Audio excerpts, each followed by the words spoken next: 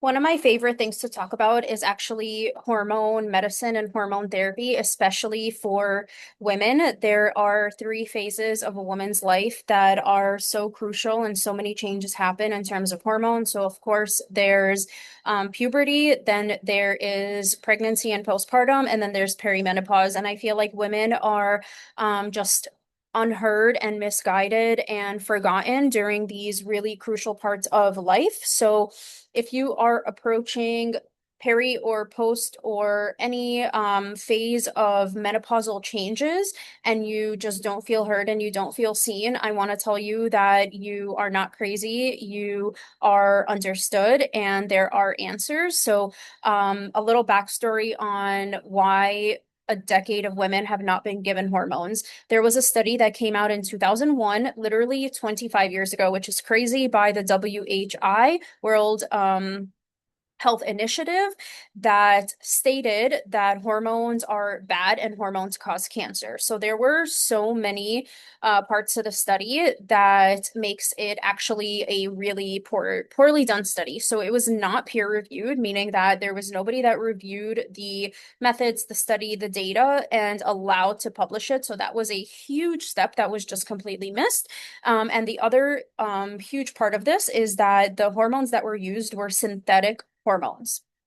That means that the hormones in the study were not identical to the types of hormones that our own body makes. So now we use bioidentical hormone therapy, which means that the hormones that we put on and in our body are identical to the ones that our body produces. So I have always kind of questioned and been skeptical about hormone therapy being bad or causing cancer, because if that were the case, then wouldn't it make sense that younger women and younger people will have more harmful effects, such as cancers, when we have the highest rates of hormones, which is in the first half of our lives? However, we see the opposite effect, the opposite results, that typically cancers increase when hormones actually start to decline. So that should always kind of be a question. The other part to think about is that birth control is actually synthetic hormone.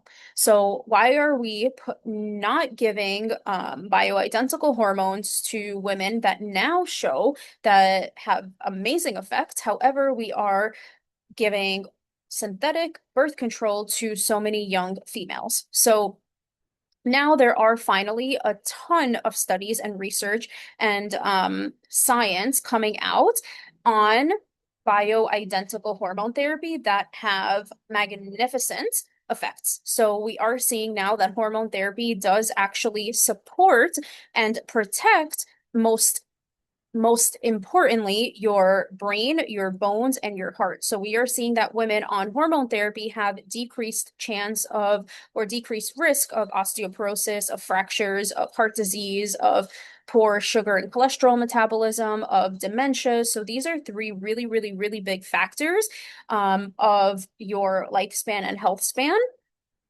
Plus, they have such an improved quality of life. So this is really, really important information. I hope that you take this into consideration and do some more research on the more recent studies that have come out on hormones. It is also very important to, of course, work closely with a specialized hormone practitioner, so that you kind of take the whole picture into consideration. It is important to understand what is your goal in this, what are your symptoms, what is your family history, your past medical history. You know, if you do have things like heart disease, that would be definitely a consideration.